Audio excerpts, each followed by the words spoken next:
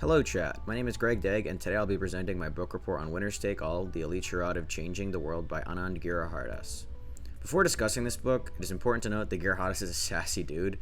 This guy just flames a bunch of people and their ideas throughout the book, even people he's directly talking to. Like, they'll be telling him something and then in his commentary he'll just be like, that guy's a liar. Before discussing the main contents of the book, we should set some of the stages for the economics presented. Despite the general progress of society over the course of the past 50 years, the wealth has not really grown in the low-mid socioeconomic strata, but the rich have gotten far richer. Over 117 million people have not seen true economic growth since the 1970s. For example, since 1973, hourly compensation relative to total economic growth has remained stagnant, as well as the wealth growth has been inequitably placed at the top, captured by the elites Giridharadas comments so heavily on. From 1973 to 2014, for example, workers became 72% more productive, but their pay only grew by 9%. Furthermore, 8 billionaires, 6 of which came from technology, owned as much wealth as the bottom 50%, which is 3.6 billion people of humanity. The reason it has become this way is because of the rich, especially via philanthropy, which has become corrupted by the winners, such as people you know like Bill Gates and Bill Clinton, and others you might not know as well like Shervin Pishavar. These winners go by many names. They're known as the plutocrats, the globalists, the elites, the philanthro-capitalists, but most importantly, market worlders. That's the main concept of the book, actually. It's called Market World. It's the predominant philosophy today that the elites love, in which people want both to do well and do good, which is to change the world while also profiting from the status quo. It is a neoliberal ideology in which the status quo never really changes, just shifts. It's run by capitalists and the free market, not the government, who themselves now heavily rely on the capitalists and the free market, which leads to menial, non-curative solutions that do not attack the perpetrators. Market worlders prefer business solutions to problems because the profits received from them will ensure their continuance. As profits and revenue is primary, the positive externalities are secondary, which is, they believe, a spillover effect of the benefit of the doing good and doing well philosophy. The negative externalities of these problems are just neglected. An example is the company like Asana, which sells software to Silicon Valley companies in the hopes of increasing efficiency to enable more free time to do good, which is a positive externality, but it's not likely going to be used. It's just going to allow them to do more work. It's not going to allow them to do more good. Market World's win-win philosophy stems from Adam Smith's economic teachings, particularly about the role of the free hand of the market, in with that everyone's individual pursuit of self-interest actually enables everyone to be taken care of better than having people actually take care of them. This is the philosophy of course, trickle-down economics, a rising tide lifts all boats, in which business people expanding business just generally helps everyone than a better centralized government effort could. Thank you, Reagan, for somehow always being the cause of the world's problems. Market world does differ from pure down trickle-down economics, of course, though, as instead of the fortuitous positive social consequences unintentionally occurring, they are part of the goal more directly as desired by these philanthro-capitalists. This leads me to market worlders believing that there is a strong overlap between what is good for me is good for the world, creating exponential opportunity. In tech, this philosophy is called optimism, which is essentially techno-neoliberalism. Market world's optimism philosophy rejects the belief that there should be socioeconomic classes that each fight for what is best, instead favoring a market approach that should solve everything, negating the role of the government as an equalizer in this situation. This philosophy believes that entrepreneurship can solve everything, but especially the growing inequalities faced in the world. However, even supporters of this philosophy recognize it will result in people getting left behind, and thus inequality will continue to thrive. To the winners and wealthy, the idea of social justice conjures win-lose scenarios rather than the preferred win-win, as it's an illegitimate win for social change, of course. This is because the winners do not want to admit that they're doing anything wrong, especially structurally, as this would require actual change. Market worlders want to help, but only in ways that do not challenge their wealth nor the status quo. You might be asking yourself now that you understand the philosophy, how does it actually work? Market worlders present themselves as rebels, which enables them to center on one singular truth of their making. If they presented themselves as in a position of power that they are, they would have to recognize the multitude of realities faced, but as rebels, there's only one, i.e., Uber as the rebels of the taxi cartel monopoly in which they're saving people. They present themselves as rebels, fighting the establishment for the people, framing collective entities, such as the union or government, as established bad, and themselves as a disruptive force for good via technology. The irony in this is that technology organizations such as Uber face many of the same criticisms lobbied against them, such as suppressing workers, poor conditions, violating regulations, etc. As you see on the quote, he could, as a Silicon Valley venture capitalist, be the very picture of what was making the country less equal while claiming to be fighting on behalf of the common man.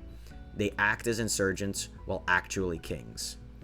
Their insurgency is against the government and collective action entities like the aforementioned unions, which they refer to as the establishment, in a form of anarchist cheerleading. The powerful thrive in the structureless environment, thus they are opposed to the establishment because they can make actual changes to the status quo rather than just shift things around and leave them unchanged. The insurgency angle is only one part of their dastardly scheme, though.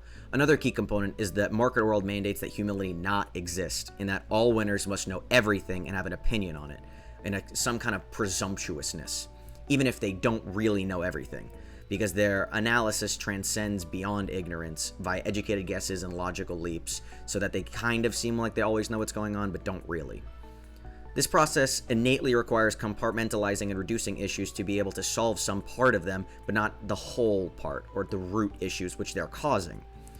When all the solutions derived are and must be mutually exclusive and collectively exhaustive, via atomization, it creates arbitrary divisions that ignore the interplay many factors have on one another that would disrupt the status quo. This is particularly problematic when market worlders are trying to solve social issues instead of business issues, as social issues do not divide up or compartmentalize easily, and they neglect the nuance, complexity, and systematic enduring nature of many social problems. There are no easy or quick fixes in social issues that might work in a business. This is the problem with trying to apply these business protocols to social issues, as the market worlders think that they can easily fix the issue without knowing much about it, as they do in business, often attempting to use the tools that perpetuate the problems to solve them in a never-ending paradox that maintains the status quo. Now you might be asking yourself, how did this happen? Prior to industrialization, philanthropy was for the many by the many, as everyone tried to care for one another via guilds, mutual assistance groups, etc. However, with industrialization, capitalism and inequality grew, and the system became insufficient. According to Carnegie and his wealth, inequality is just a facet of industrial progress, as those who become rich are just better and should remain unquestioned, for it should be their decision for what the wealth should be used for. Carnegie's paradoxical solution was to give it away to people while simultaneously refusing to pay them livable wages and busting unions. This manner is that as long as the super wealthy approve of what's going to happen, it's fine, as the poor would just waste it in a paternalistic philosophy. This often meant funding things like libraries and museums, which the poor could not attend because they were trying to survive. They didn't have the time to take out of their day to go to a museum or library. This is the establishing principle of market world, and the after-the-fact benevolence justifies anything-goes capitalism, which often requires developing rationales such as Carnegie's that quiets the doubts of what one is doing, proving oneself mentally plausibly deniable. It's like, oh, I'm helping them. It doesn't matter what I do in the meantime. The quintessential example that Giridharadas uses is the Sackler family, who, despite all their philanthropy, are still the people that own and run Purdue Pharma, which, as everyone knows, aggressively marketed drugs and created the opioid epidemic with their drug Oxycontin and prevented the government from doing anything. And then once the government did do something, it was peanuts in compared to what they made. But they're philanthropists, so they're good. Industrialization also led to the rise of private foundations for the wealthy to be able to use their fortunes for philanthropic purposes, which creates a system where the mega-wealthy, who could now influence the public good, had a new political power. The problem with this is that money that was used for philanthropy was being made off the backs of the people suffering from the growing inequality, which was viewed as a form of money laundering converted to influence politics. Today, unlike a century ago, philanthropists are not questioned for their work, such as how they made their money and how they're influencing people. They're lauded as heroes, and those who criticize them are themselves criticized. Arguably, though, the biggest facilitator of this system of market world was the rise of neoliberalism and the Third Way movement. Prior to neoliberalism, the goal of the government was about reforming the bad, whereas afterwards, it was about building up the good, which only treat the symptoms, not the cause. This shift to neoliberalism was orchestrated by, of course, Ronald Reagan and Margaret Thatcher, when they emphasized individualism and the free markets to solve all problems, rather than the government, such as under FDR and Lyndon B. Johnson. This centered on the destruction of the concepts of society and government aid, instead to be replaced with rugged individualism and self-sufficiency. The reason neoliberalism succeeded was because it lacked serious opposition, as the liberals were overtaken by figures like Bill Clinton and Tony Blair, which sought a leftist society with conservative economics, creating the third way philosophy. This neoliberal way of thinking allows for business-minded people to take over the field of change, thus disrupting and thwarting solutions that would challenge the status quo in any meaningful way. Again, we can blame Reagan for all of society's problems. Another big component, though, of this is that there was a loss of critics. There used to be people who would point all this out that was wrong, but now they're kind of gone. This is because of the shift in the type of thinkers. Giridharadas points out that there's two types of thinkers: the public intellectual, the critic of power in the markets and confrontational, and the thought leader, optimists who emphasize hope over pragmatic and systematic changes. Both are trying to influence the broad public, but thought leaders are on the rise due to the ease of consumption of their materials, which aid rather than threaten the market world. The shift from public intellectuals to thought leaders stems from a few things, like political polarization, loss of trust in authority, especially the media and journalists, and the rise of inequality, which has allowed the wealth to convert public intellectuals into thought leaders who can't put up opposition to the winners. This has led to the plutocratic interests controlling the idea of society by ensuring that any theory of change protects the status quo by being individualized, depoliticized, and non-disruptive. The thinkers themselves are also willing to make the transition away from criticism, as it allows them to gain wealth, power, and fame, a sacrifice many are willing to make. And Giridharadas points out this kind of happens in a conversion of 3 steps. The first is by focusing on the victims instead of the perpetrators, as by focusing on the perpetrators it creates win-loss approaches, which is hated by the market world. The second is to personalize the political, which makes people feel that there's an individual and personal issue rather than a systematic and collective issue. Thus, it doesn't need as much of a broad or deep redress. And finally, it's to be constructionably actionable. This means that instead of pointing out serious issues, you offer band-aid solutions to the demand side, and another form of trickle-down economics. Often, these thought leaders are praised as change makers rather than the public intellectuals who actually make the change, but will never receive the adequate praise they deserve. However, starting in the 2010s, the world began pushing back against this market world supremacy, most notably in 2016. People began to earnestly question the accountability and transparency of this voluntary market, private manner that was impossible to monitor, leading many to question if the point of market world giving was actual philanthropy or it was just to pursue self-pursuing goals, such as branding and investment opportunities. These efforts are also closed off to the public, so they privatized and paywall solution crafting events. As I said, in 2016, people began to push back, such as electing Trump, Brexit, etc. This revolt against the elites rejected their philosophy centered on markets, technocracy, and globalism. However, many in market world believed that this wasn't really a big issue. It was just a branding and delivery issue, not a content problem. It could be sold if repackaged.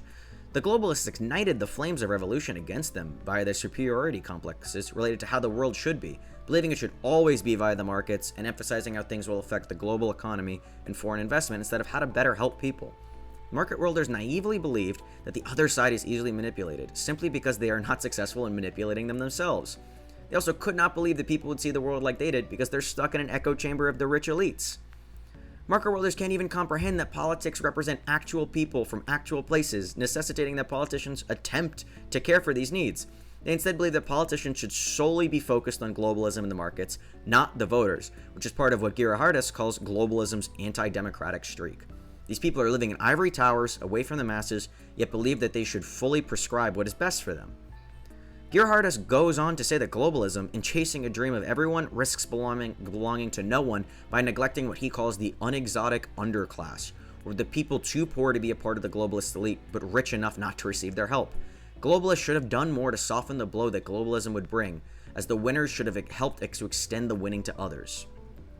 You now may be asking yourself, oh my god, what can be done? Everything seems like shit.